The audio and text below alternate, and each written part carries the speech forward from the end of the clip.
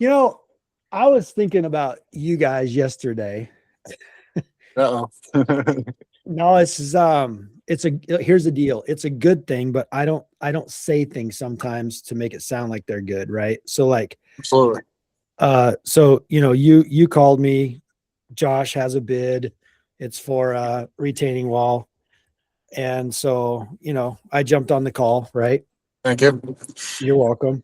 I jump on the call and and it was so good for me because the retaining wall that he wants to build was It's like so tiny. 16. So tiny. It was 16 feet long and 2 blocks high. And I was like, Yes. but this is why I wanted to bring it up. That's how you start, right? That's the way you start, right? You don't want to cut your teeth on a 75-foot, 4-foot wall. That's what we did back when the day, but Yeah. And we I've done didn't. that. I've built them, Yeah, but I don't but sell them for here's the hard to deal. find. It's not the building. This is why I wanted to bring this up. We all can figure out how to build that crap, right? Yep. What I loved about it is he wanted to know how to bid it. And now that we've got the template set up, it won't matter if he builds a 16-foot by 1-foot wall or a 75-foot by 3-foot, 4-foot wall. Yep. He has the numbers to be able to plug that in. And That's why that's why we bought the software, Kelly. It's just everything that it's doing, and I had no idea we would get that level of service from you, obviously. So thank you. But yeah, I'm yeah, looking forward to it because I sold we have a project coming up in a couple of weeks that I sold last year. It's 75 feet, which is funny you just mentioned that. It's about 2.5 feet, 3.5 feet tall.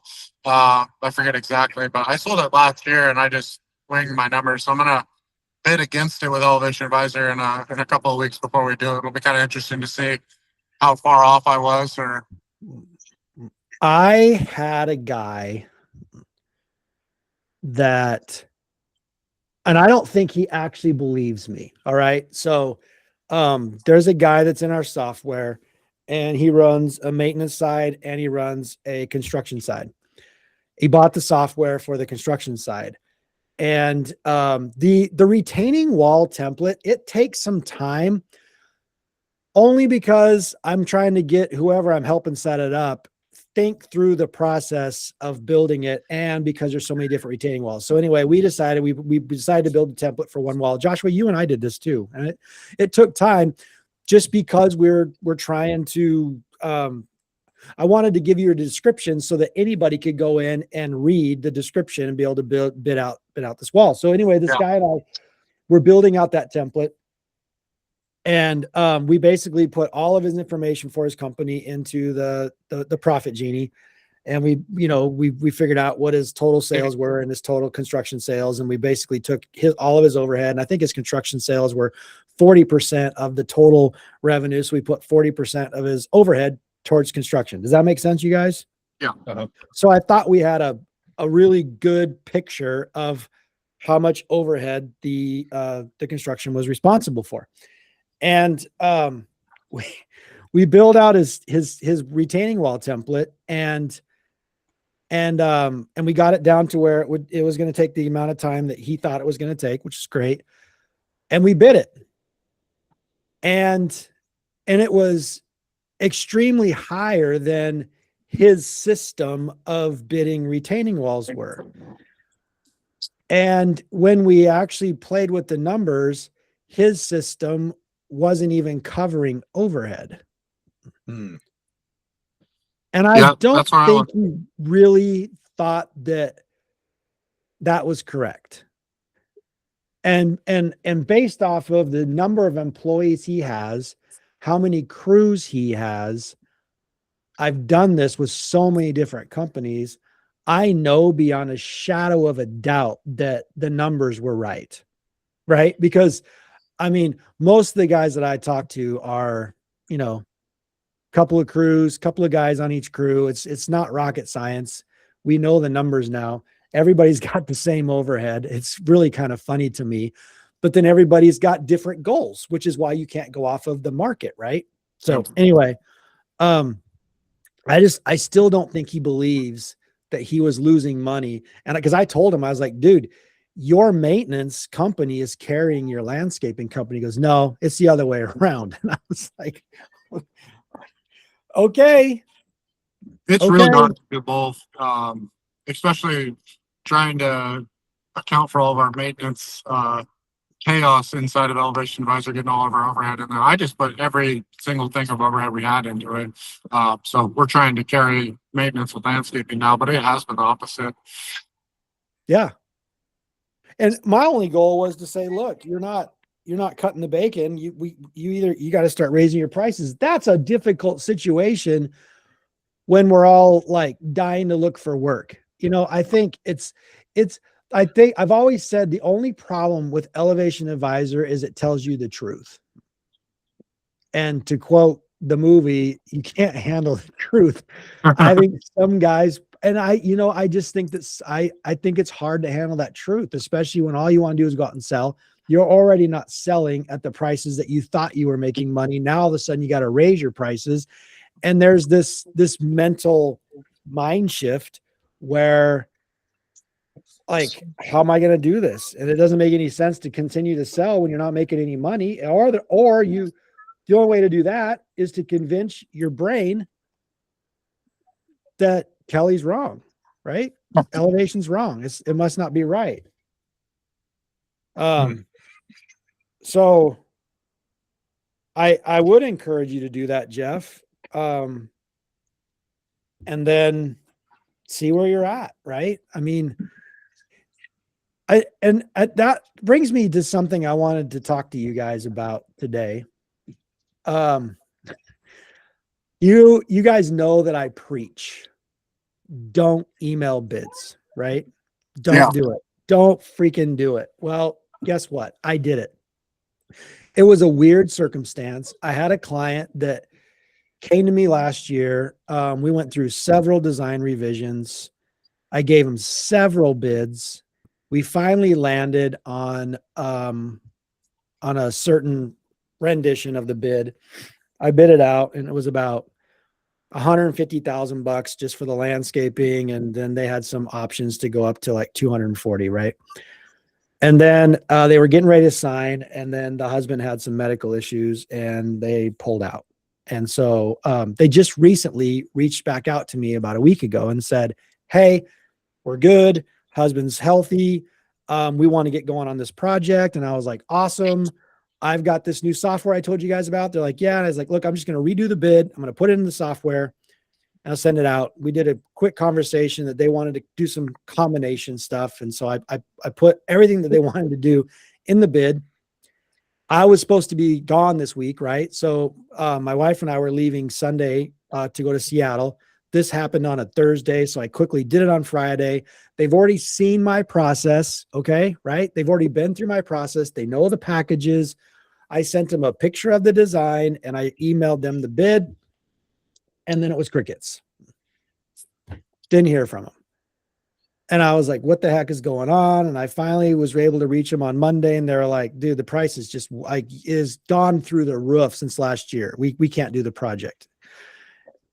Now I'm playing catch up, and you don't want to play catch up. So I'm having to tell them like, no, the price is the same. And I made sure, guys, that it was apples to apples. I just packaged it differently. And so through several texts, I was able to get them to be like, hey, no, look, let me bid it the way I bid it last year, right? Which excluded some stuff. And so I went back, I rebuilt the bid, and they're too busy. I don't know if they're out getting bids. It's fine. I've got a lot of other jobs, but the point is I should have slowed the frick down. I should have said, look, I'm going to be out of town next week. Let's set an appointment to get together. When I get back, I'll meet with you Monday evening. I will bring the design. I will bring the bid. We can go over it. I would have seen at that point that the numbers were off, but I would have been able to explain it in person. Does that make sense? Absolutely. and be able to explain, look, no, okay, the way we bid this last year was, it didn't include this section. And then I could have set the appointment right then and there to say, look, let me go back. I'll redo this. I'll get it exactly the way we had it last year. I'll resubmit it. And we could have set another appointment to meet, whether it was a week or not. And I would have had a better chance of getting back together with them, and I would have had a better experience. So even I mess up. This software makes it super easy to email. The problem that happened is they saw one bid and they were trying to compare apples to apples. And there's no way in God's green earth they were going to be able to do that, because I packaged it differently in this year's bid. Yeah. Okay, so that's lesson number 1 that I just want to share with you guys. This is stuff that I even mess up on. And lesson number 2 is, I thought about it for a minute and I was like, okay, well, whatever. I lost it, right? And then I was like, no, that's not me. I pursue people until they tell me to pound sand. In fact, back in 2010, I used to leave voicemails. Hey, so-and-so, this is Kelly with Legacy Landscapes again. I'm just checking up. I wanted to make sure, you didn't have any questions. Give me a call if you're, blah, blah, whatever it was. If I had never given them a bid and we had, originally met, whatever it was, I would call somebody and then I would put it in my calendar to follow up with them in a week or in 2 weeks. Right. And I would tell them in the voicemail, I'm going to call you again next Thursday. And then guess what? I'd put in my calendar, and then next Thursday I would call them. And I would always, after about the 3rd phone call, I would always end that next call with, hey, I'm not trying to bug you. I'm just going to continue to follow up with you until you, and I would literally say, until you tell me to pound sand. And I would get people that would call me back and then they would say, dude, listen, I've been so busy. I really appreciate the follow-up. Sometimes they would say, look, we're having to put the project on hold. Call me in 3 months. Okay.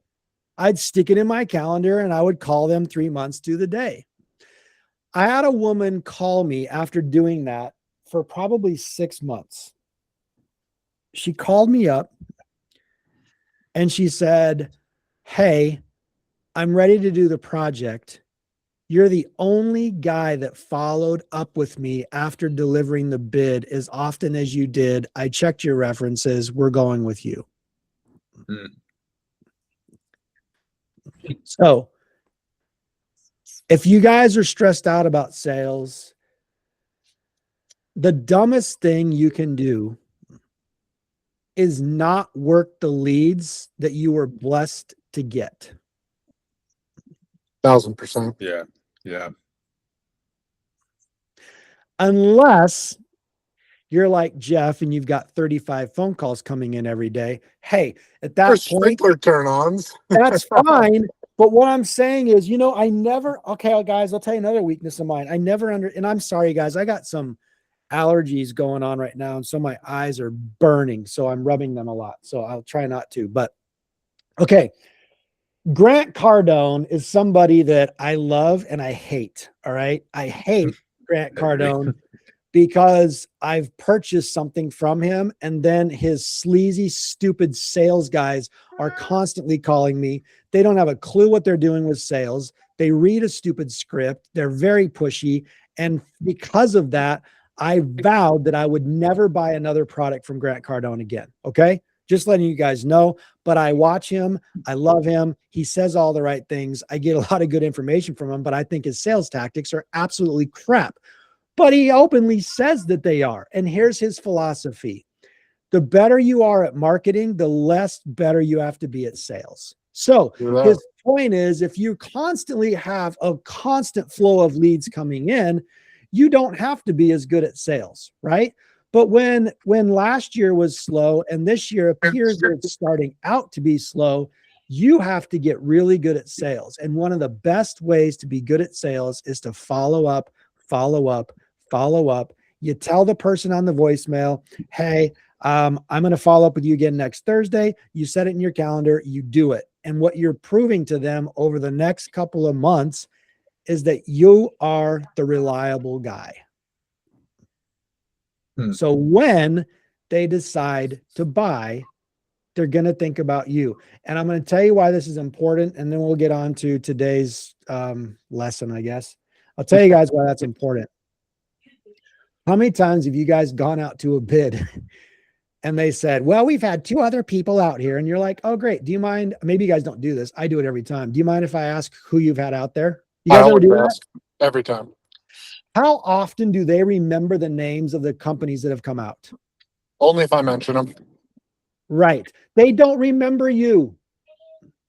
You're forgettable because you're just another stupid face that they call because they had 3, 4 other people come out. So the only way to make yourselves memorable, listen to me.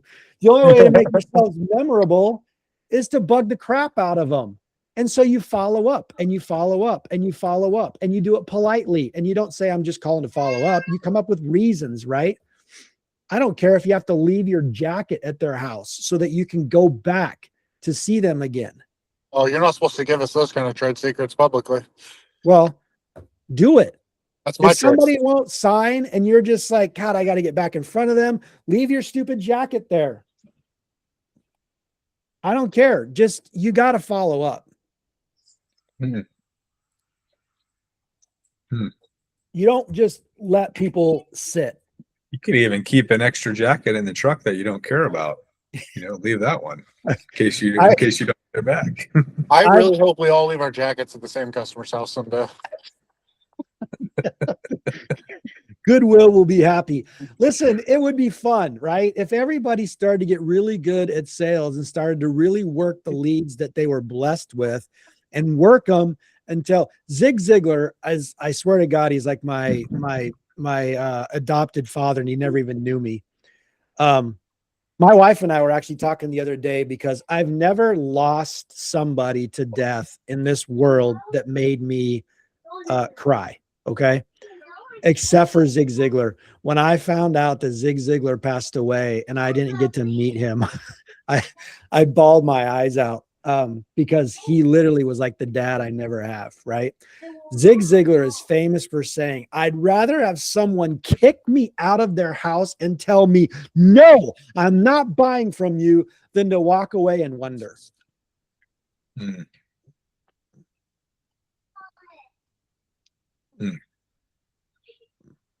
So obviously you don't want a reputation of being so pushy. And his point was, you can't be pushy, right?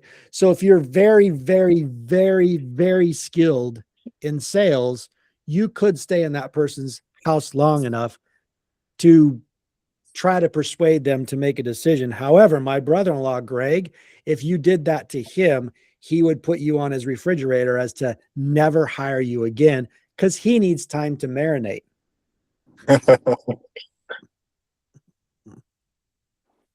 So that's part of being a good salesperson, though, right? You got to understand who you're working with. You do. So if somebody's just like, I've had some people like, dude, we never make a decision on the first day. I'm like, that's cool. And that's when I say, do you know you're going to do something? Yes. We just don't know what package we're going to go with. I'm like, will you know by next week?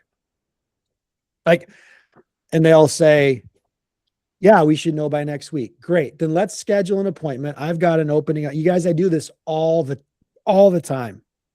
I say, I've got an appointment next Thursday, or availability next Thursday. You guys available? We can sign contract then. I love that.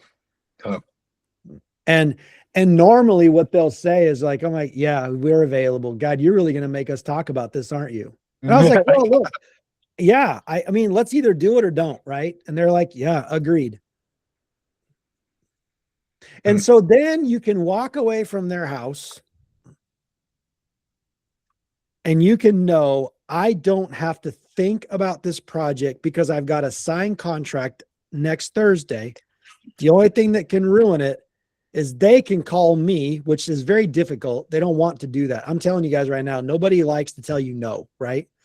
They're going to have to call me and cancel the appointment because because they don't want to do the job or something came up. And sometimes they'll call, and they've done this before. They're like, dude, I know we're supposed to meet, can we reschedule for Friday? That's even better because now that they want to sign. It's good stuff. Well, that whole talk came from my big freaking failure this last week. And I've just like irritated with myself over it. Joshua Wall Yes. asked us last week about how to do a time and materials change order in the software. So that's what we're going to talk about today. Probably be pretty short. Did you figure it out, Joshua? No. I mean, I just want to see how you do it. Can we add to that warranty as well? How would you go about doing a warranty? Expand on that question, if you will. If you have a project that is completed and the customer comes back and wants, I don't know, let's just say an irrigation head got busted or something. I don't know, just something that you need to go back and fix. Let's say, a plant died within the first month or so. Right. And so what would be your process to run that through the system, schedule it again for the crews to go out and do the work? Greg's going to have to answer some of this. So the way I would run it, and the way I have run it in the past is, you guys are going to learn how production oriented my entire company is. We typically won't do warranty work unless it's just crazy and it's got to be done. Fine, we'll go do it. But we typically save those for Friday afternoons. So I don't like to pull out of production ever. Typically, any warranty work that we have to do is usually, like you said, Joshua, it's like a quick, it's a small plant, whatever. So there's two ways that we'll handle it. If it's, let's say there's 5 plants, I might pay Gibson's $150, $200 to deliver the 5 plants. So they're up at the customer's house. And then my guys will just go there after work and they'll put them in. Okay. If it's a broken sprinkler head, somebody will go up after work, or Kevin will pop out and he'll do it. If it's a bigger warranty project or like something goofy happened and we need a half a day, we'll do that on Friday afternoons. Or if we need a day, we'll at least get our 40 hours in Monday through Thursday, and then we'll go out and we'll do whatever it is on Friday. Okay. That's how we tackle it. We don't have a lot of warranty work. I think some of the biggest issues we have is with our fire pit burners, but that's stuff that Kevin has to deal with. But like this happened with a client recently where they had a punch list of stuff that had to be done. So they sent it over to us. We went over it, said, okay, yeah, we can take care of that. And along with the punch list, they had several items that they wanted to add, which was fine. Okay. So Joshua, because we have a relationship and they trust us, I didn't have to give them a bid for the additional items. We just went out there, did it, and then we would write them a change order based off of the new items. Now, if they've already paid in full, you can't very well do a change order in that point. You would basically type out an estimate after the work was done, and then you would submit that estimate to them. They would approve it, and then you would invoice off of it. Does that make sense? Uh-huh. So in our case, we basically planned everything, got everything purchased. We knew what we needed to do. The guys worked Monday through Thursday, and they just basically said all day Friday is going to be at this client's house. And then they just went out, busted it all out. And all the warranty items were not our fault. They were other people's. So we ended up, Okay. so that was a good thing for us. Does that So help? Joshua, are you asking about how to enter it into the system so you're accounting for your time and your materials, but you can't charge them? Is that Correct. Yeah. Okay. And also too, to, you know, especially when the reporting portion comes out, those hours should be, you know, charged against that reporting of that project. correct? So the best way to handle it, in my opinion, is you create a new proposal. You add the customer's name, and then for the job name, you call it warranty work. And then everything you do in there, you add in all the things that you need to do, and you always have the ability to either change the price. The easiest way to do it is go into the market page and drop everything to zero, right? So you're making your labor is still there, your cost of materials is still there, but you can drop it to zero. Now That it's makes accounted sense. for, and it gets accounted for just like you said. It gets accounted for in the reporting, but you're not charging them for anything. Okay. So you would run it just like a change order then, but you would just label Yep. it warranty. Okay. That Yep. makes perfect sense.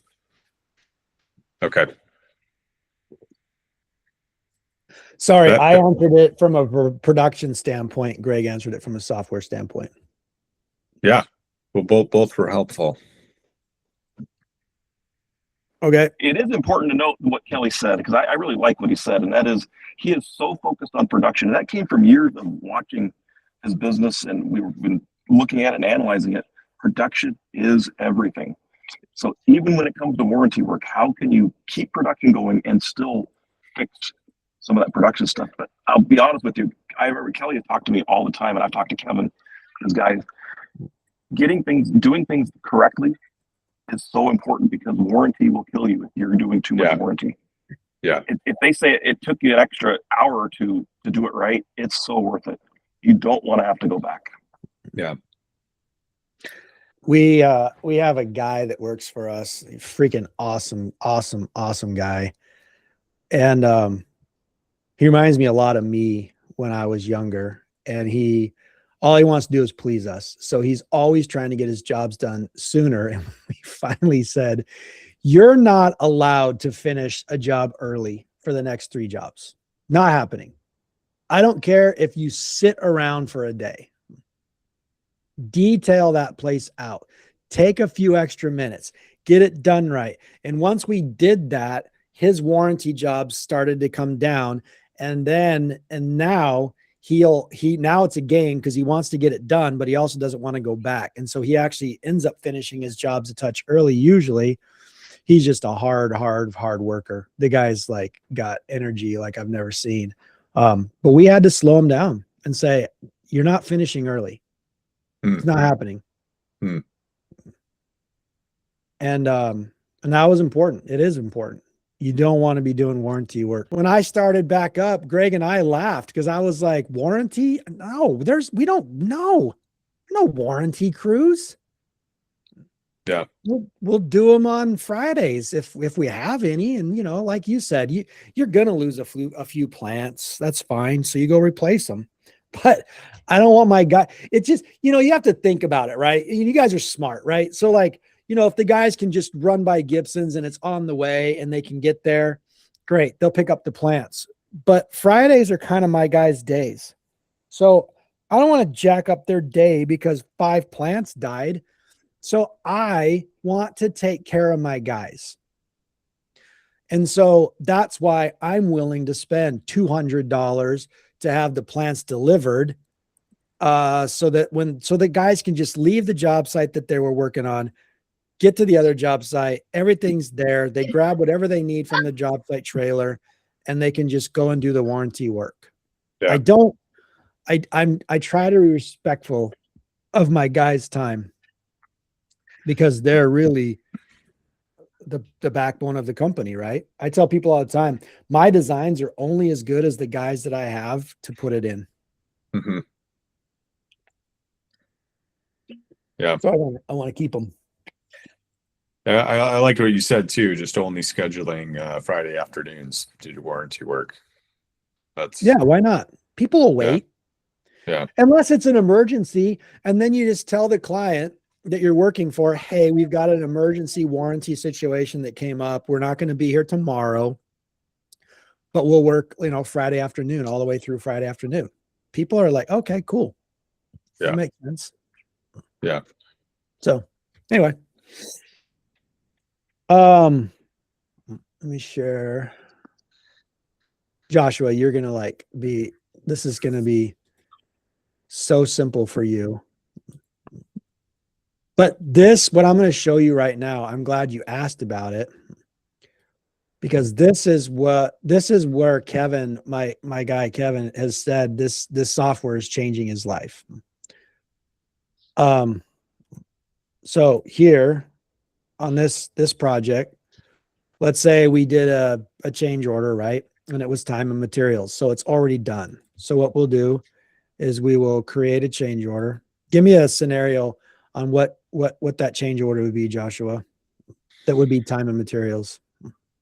I don't know. There's maybe the front yard was existing irrigation, and they, so it's not functioning right, and they just want you to troubleshoot it and replace some heads. I don't know. Okay, great. No, great. Yeah. Let's do it. So we're going to go in and we're going to edit, and we're just going to add in irrigation. And we're just going to put in this one, right? So we're just going to go in here. I'm not going to edit it. I'm so sorry. I'm not thinking clearly. Apologize. Let me start over. Okay. So we'll add irrigation. And we'll hit save. Okay. So that's our change order. And now we're going to come up here and we're going to rename it. We're going to call front yard irrigation. Call it anything you want, right? You can call it front yard irrigation. Okay. Okay. Uh-huh. Now, the one thing you have to remember, and I know this sucks, is right up here, you want to change the job name. Okay. So up here, we're going to call this job name. Don't get rid of the number. We're going to call it we're going to call it front yard irrigation change order. I always like to come up with a name that really explains what it is. So when they see it at a glance, especially in final billing, it'll say front yard irrigation change order, right? Oh, I remember that. Does that make sense? Uh-huh. Okay. So now that the job name's changed, you just come down here and let's say it took, and you just put in the materials that it took. Okay, Joshua. So now this is where it's going to get a little tricky, right? So a lot of our materials have labor already associated with them, but we know that fixing irrigation can take longer than just starting over. Okay. So I'm just going to tell you what I would do in this situation. I would say, all right, let's say you used 50 feet of pipe. What is going on? Do I not have my numbers locked? There we go. Okay. So I used 50 feet of pipe. And then we used, let's say 10 spray heads, right? So we used 10 spray heads. We used 10 rotators. We used a foot, so we used, let's say 15 feet of swing pipe. We used 20 spiral barbs because we had to get all new stuff, right? And we didn't use any couplings. And then let's say, Joshua, that they had some leaky valves. Okay. So, and let's say we rebuilt their manifold. All right. So let's say we did 5 new valves. Oops, this is a different one. Sorry. I rearranged this yesterday on my other one. So so 5 T's. We rebuilt their valve box. We have a cap. We have one. We don't even have a female adapter. And we have 5 valves, right? Mm-hmm. Okay. Now, we didn't have a drip zone kit. Okay. Let's say that's everything that we did. We replaced some heads and we rebuilt their valve box. And you know what? We also, let's say we dug up the old valve box, we replaced it with a new one. Let's say we did that. Who cares? I don't know. So, all right. So then we're there. Now, I have things in my product catalog, which I will call like miscellaneous fittings. Okay. So, you can put in your catalog, say I've got miscellaneous framing, miscellaneous hardware. In my legacy account, I've also got miscellaneous irrigation fittings. Okay. So you could, let's just do it. I'm going to add a new material. I'm going to call it miscellaneous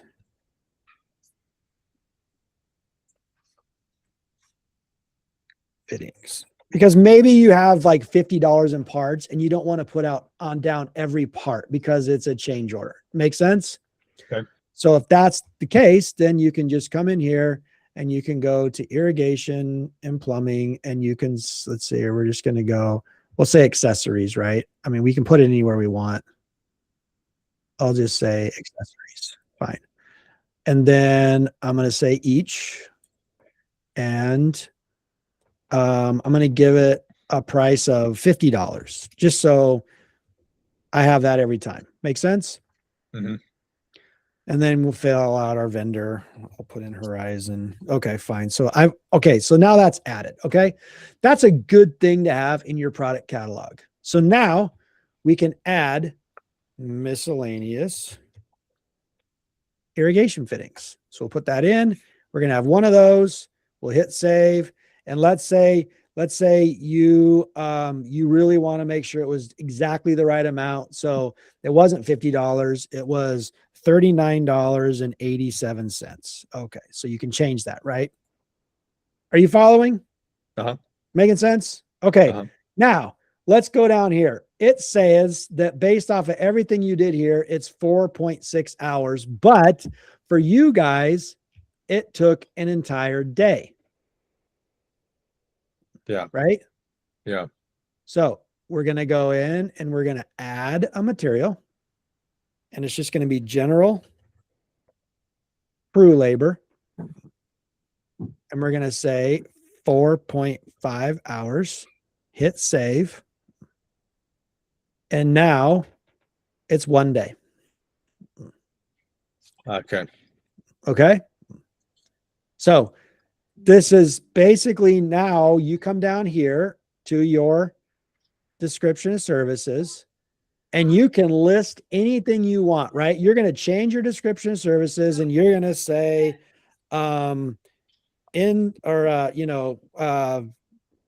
fixed, you could say, fixed front yard sprinkler. I'm not spelling it right. Jesus, Kelly. Sprinkler system as per discussion. Right.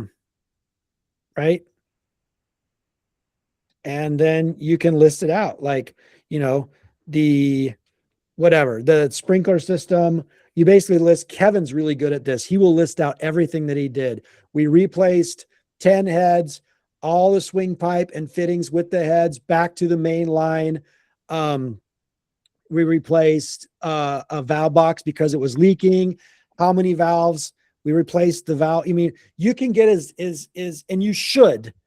If the more descriptive you are, the less your client will argue with you about a time and materials. Yeah. Okay. So, and you can just say the labor, we spent, you could even say 8.7 hours, whatever. And then once this is done, you got all this thing written out. You have to add in your equipment because the equipment was still on the job. So I'm going to still add my skid steer in there because it was there. And if you had to go rent any equipment, obviously, you know where your rental equipment goes, right, guys? Let's say for some stupid reason you had to add a trencher. So you come up here and you put in, you go to rental equipment is in your product catalog. Okay. So you can come down here and I got a pipe puller. So let's say I had to rent a pipe puller and we had to have that there for the day. I'm just showing you, right? So we put the pipe puller in, you hit save. Now that's down at the bottom. And that's your rental equipment goes in the proposal itself. I'll tell you why.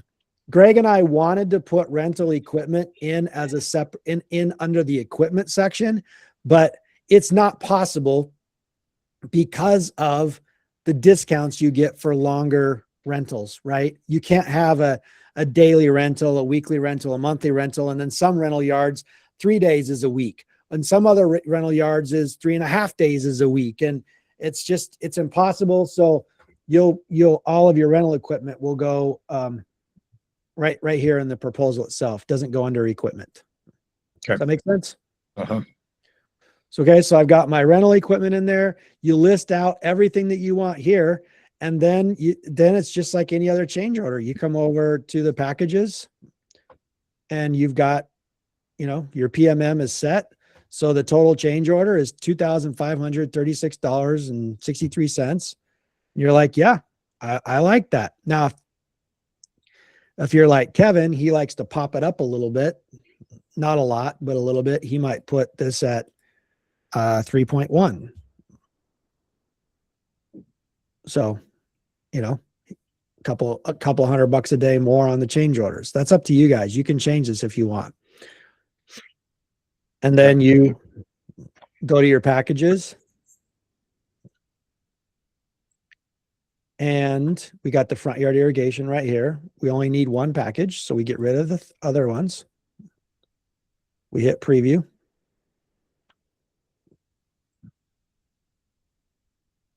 And see how it says front yard irrigation change order number 3? Mm-hmm. Here's the price. Here it is. And then if you want a down payment on it, you can ask for one. I don't typically. This will tell you what your remaining payments are. If it's a huge change order, you can split their payments up for the duration of the project, or you can just say, nope, I don't want any more additional payments. And then you send it. Okay.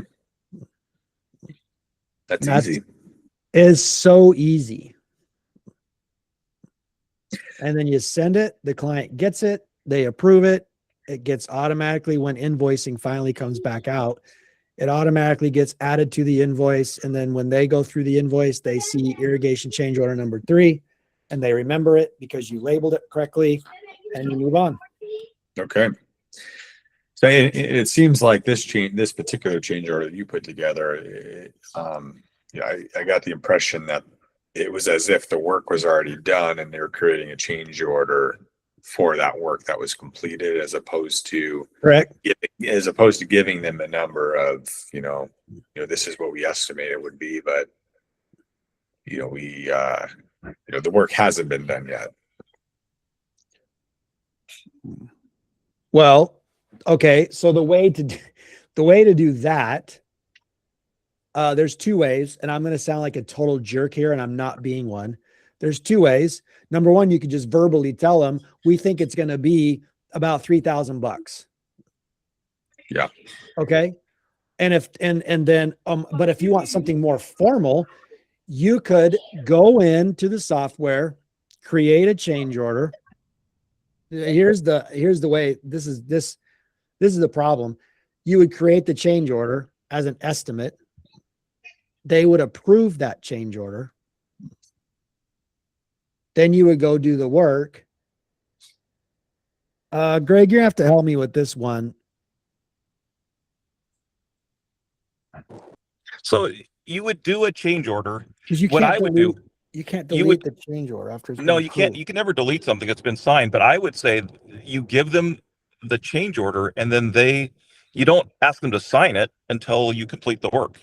It's a good faith estimate. Okay.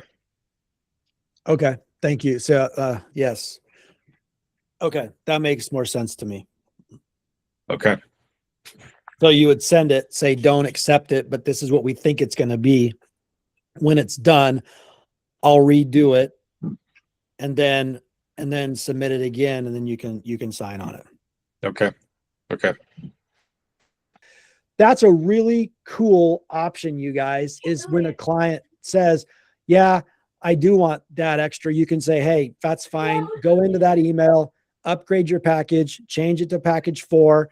And then as soon as he does it, it automatically adds it to the budget and the guys are off and running. They know what's going on. So there's a lot of Okay. stuff in the software. And that's and then Joey called me up yesterday. He sold a job to a guy and it was probably $130,000. And he signed for package 3 because he excluded the water feature. And so Joey called me yesterday. He met with the guy. We haven't even started the project yet. And the guy basically said, oh, can you please rebid the water feature? I want to do it. So Joey called me up and said, I need you to rebid the water feature. It's like, oh, guess what? I don't need to resend the proposal, and he can just update to package 4 and he'll just agree to the water feature that we already bid.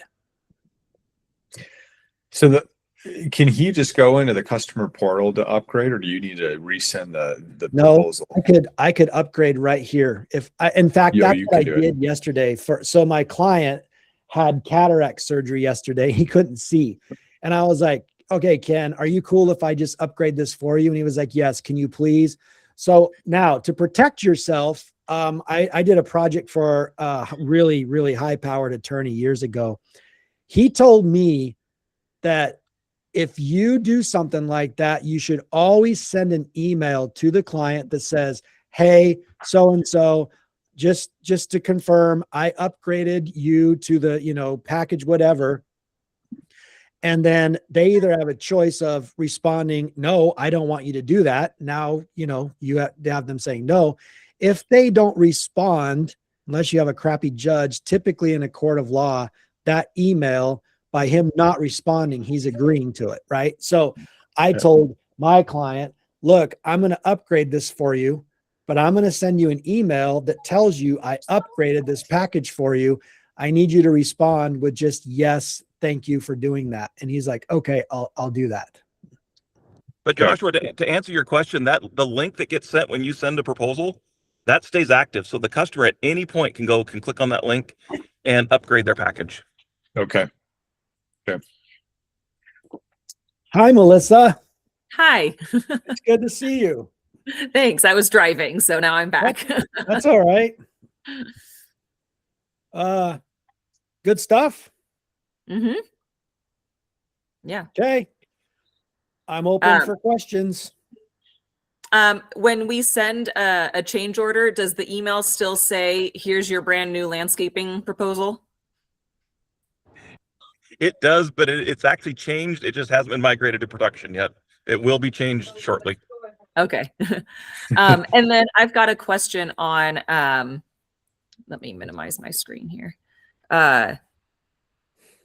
So we finished a project, the first project that we had, all of March basically was that project, which was pretty awesome. She had a couple change orders, two change orders. Each one was for about 20 grand. Sweet. Yeah, it was awesome. And actually looking through, because it was the first one that we did. It's the first one that we've moved over to using QuickBooks Online projects, and which is awesome. I love it. And so being able to compare our proposal, like the number of hours that we proposed to have, like it was awesome. Like we were spot on. We were super excited. That's good. I think we estimated 330 hours and we worked 312. We were at 47% profit margin. It was awesome. Hold on, let me go back real quick. So you upgraded to the QuickBooks where you can keep track of your job costing, right? Yes. And okay. I love it. And thank you for saying that, because I do believe that is really important to have that with Elevation. They work synergistically together. Okay. So go ahead. Yeah. And so with that, we're not using the time clock through Elevation. We're using it through QuickBooks Time because it automatically pulls, because we do payroll through QuickBooks and all of that, and the job costing, because I wasn't really seeing the benefit of having the hours in Elevation because it wasn't going anywhere. It wasn't being used anywhere, I guess. We can just see the hours in QuickBooks and compare it that way. So now invoicing out this project with the two change orders, I was trying to see where, like, if I go to proposals, because I know that the invoicing is coming later, but just looking at the proposals, there's no PDF that shows the total amount that they owe after the change orders.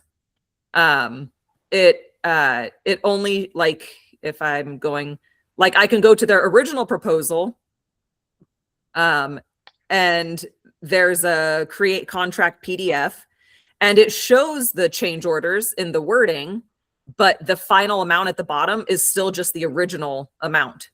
It doesn't add in the change order amounts. Does that make sense? Yes. It does. So the best place to, so there's two things that I'll tell you. The best place to see the total cost, and you have to add it up right now, it's manual. But if you go into the project folder, everything they accepted, you'll see a PDF for each time they accepted either the proposal or change orders. And that tells you exactly what they accepted with the total price, including tax. Now, since we're just a small group here, I would be okay opening up invoicing to you guys as long as you understood that you shouldn't be using it for sending out invoices. It's simply, it provides all of that information for you. It tells you exactly what the original contract was, how much each change order was, and then the total cost of the full project. I could just make it visible for you guys, but this small group only, to help you out if you want that. Well, or hold on a second. I'll show you. I'll give this to you guys. I'm happy to give this to you guys until change orders comes out.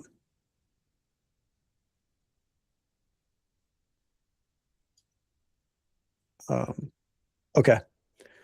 If you're interested, if you're interested, because QuickBooks is horrible at billing for projects like ours, right, Melissa?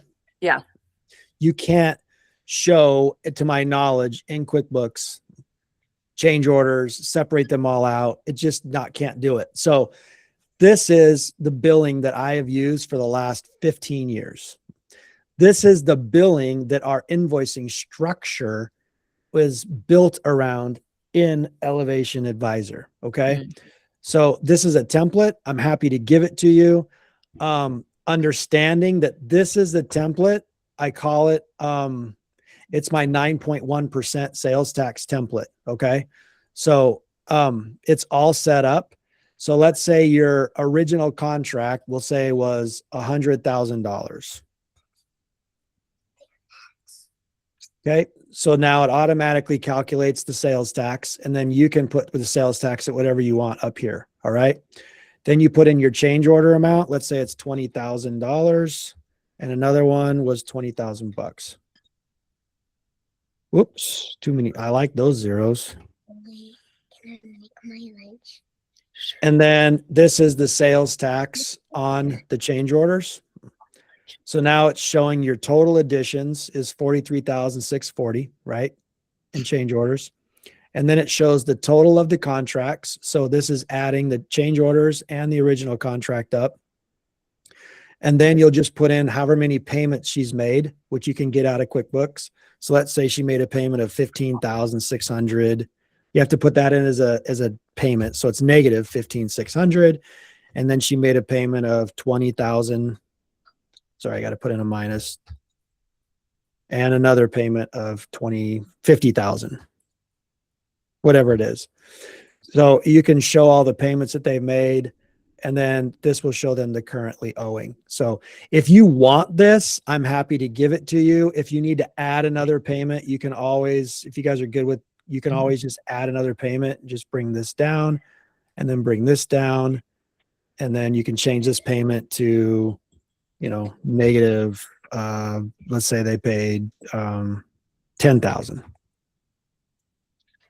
So whatever. So now they owe 77. So this is the form that I've always used. And then I just, whatever these I don't use, I just hide these. Anyway, I don't know if this is too complicated for you guys. If Greg's willing to open it up, it's fine.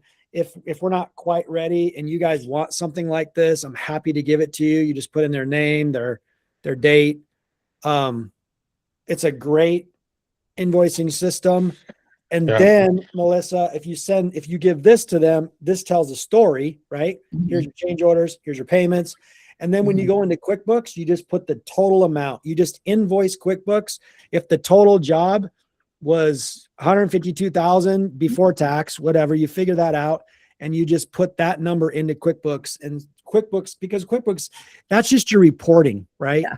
So Yeah. you don't need to put whatever change orders it was. You can just say, or you could make three invoices in QuickBooks. If you want to keep track of change orders in QuickBooks, you could put the original contract amount as an invoice to the client, and then you could make a second invoice and a third invoice for the change order amounts in QuickBooks. But that's a terrible way to give it to your client. Yeah. Yeah. Okay. I guess I like in Elevation where like creating the PDF from because what they have accepted in proposals is exactly what we charge them. Like that's why there's change orders, because that whatever that number is what we are invoicing them on. And so it would be nice if that contract PDF had the total amount, because it shows the change orders and the amounts for the change orders, but it's just the total at the end of that PDF only shows the amount from the original proposal. Yeah. And I'm going to let Greg talk on this because I haven't dove into it too much. So being able to just email that to them where, as a PDF that shows, here's all the work that was done, how much each piece of it was. It just shows the package that they selected originally, but it has the change orders, like the sections from the change orders above the package that was selected, even though those weren't in the original package. Yeah.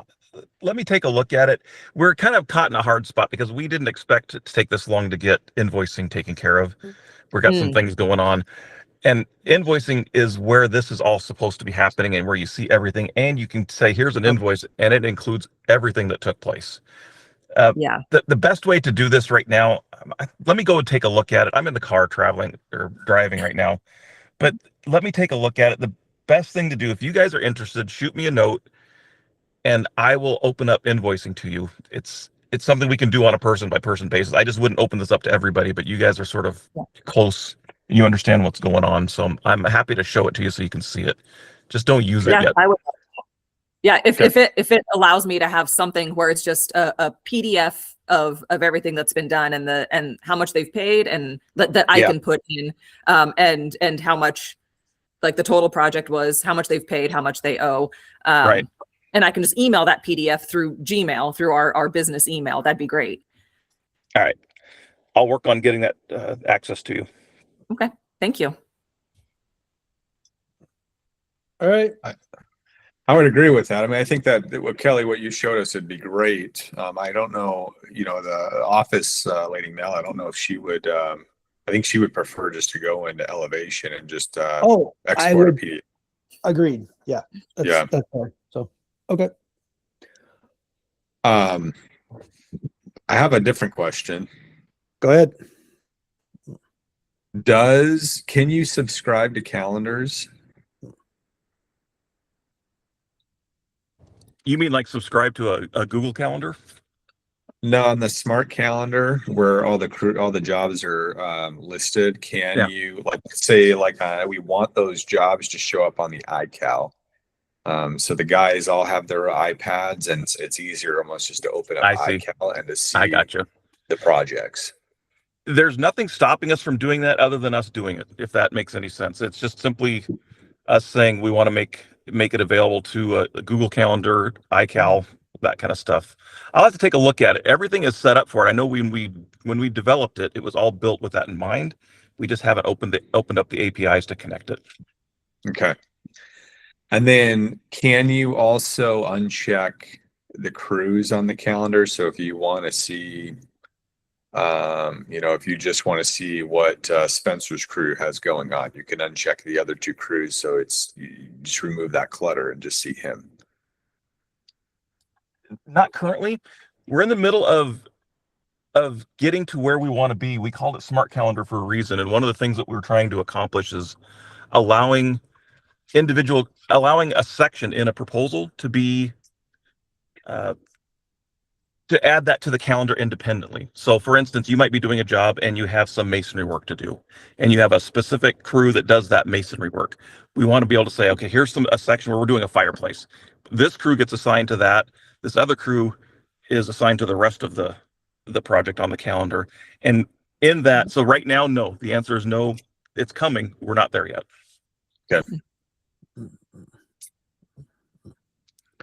Can I ask a question? Yeah. I'm curious why you would want to see that if they're all color coded. That was just a question that Adam had. In Estimate Rocket, it allows you to uncheck crews, so you can just see just one crew. He likes removing that clutter, so if he's focusing just on one crew and he's scheduling that crew out. I told him I don't know. I don't think that it can do that right now, but I'll ask. Okay. That's just interesting to me. The only reason why I'm asking is because when I look at the calendar, I love to see like all the crews, and because it's color coded, it's just interesting how different people's brains work. Yeah. I don't think that'd be too difficult to figure out. But okay. And essentially, I think that, in my mind, the way like an Estimate Rocket has is like each crew is its own calendar, and you can subscribe to that crew's calendar and see all the projects that they have going on. So Spencer on his iCal could subscribe just to him. Yeah. And just see just his own work. And he gets to see that on his calendar. That I could see. Like I could see that. Yeah. I just that I could see, where you're just one crew can go in and see what they're doing. Yeah, that makes sense. Okay. Any other questions? You guys sell anything this week? No. We've finished up our second project. Cole met with a potential client for the second time, and he said he is going with us, but they want another meeting just because his wife wasn't able to be at the first two. So Cole's going back out. I think that's tomorrow that he's going back out to meet with the wife as well. And I've told him, you always need to confirm all decision makers are there. Yeah. Well, even when so I that do, they'll yeah. still not show up sometimes, but Yeah. you got it. Yeah. Okay. So hopefully we can get something signed tomorrow on that one. But right now we're booked out at least through the end of April, which is awesome. Okay. Yeah. He's working on a third project now, and got another one coming up after that. So yeah. Good. All right. Yeah. And it was just really exciting to finish that really big project that was like the whole month of March, and to be able to compare, from elevation numbers to what actually happened with QuickBooks. And that was really awesome. That was really exciting. We did that last night, finishing out job costing and all of that. So I'm happy for you guys. I think that's like, it's settling, right? mm-hmm. It settles you. It's like, oh, yeah. okay. Yeah. Yeah. Cause Cole's like, I guessed on a lot of it. I didn't know. And so, yeah. And I said, well, okay. So like the overall numbers were good. Like we matched with the proposal and came in a little bit under and all of that, even with smashing an excavator window that we had to pay. And I said, but you still need to this weekend sit down with QuickBooks on one screen, the proposal on the other, and go through like each individual section numbers. Like how many hours did this take? How many hours, maybe there were some areas where you were way high on labor and other areas where you were way low. So it equaled out in the end, but moving forward, you need to know, okay, hey, that took longer than expected or not. So he's very much looking forward to that computer work. His favorite. That's good. That's good. And I'm going to reiterate what I talked about last week, you guys. I've been doing a lot of smaller bids to try to put myself in that realm, right? So I can, and I've been losing them left and right, but like I told you guys last week, it almost makes me happy because I just know that the low ballers are filling their schedules up. And I'm telling you, as soon as like end of April and May hit, that's when, and it's happening right now. Like we've got a lot of big jobs that are stacking up and should go. Mhm. They should go.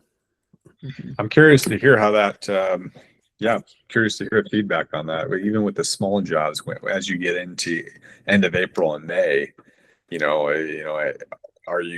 will you close more of the small jobs for that reason? Yeah. And you know what? I will commit to you guys to keep bidding them. But it's going to be difficult. Yeah.